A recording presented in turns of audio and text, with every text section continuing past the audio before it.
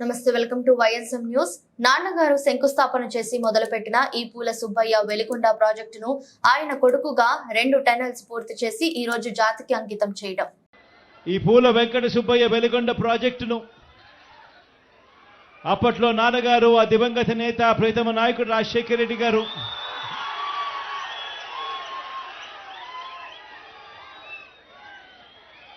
ఈ ప్రాజెక్టుకు సంబంధించి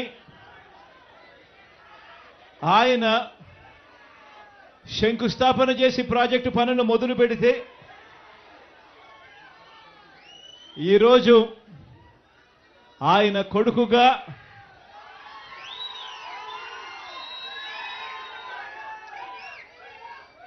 రెండు టనళ్లను కూడా, ఒక్కొక్క టనల్లు దాదాపుగా 18 కిలోమీటర్లు పైచిలుకు ఉన్న ఈ టనళ్లను 2 టనళ్లను ఆయన కొడుకే పూర్తి చేయడం, ఆయన కొడుకే జాతికి అంకితం చేయడం నిజంగా ఇది దేవుడు రాసిన స్క్రిప్టే అని చెప్పడానికి ఇంతకన్నా వేరే నిదర్శనమే అవసరం లేదు.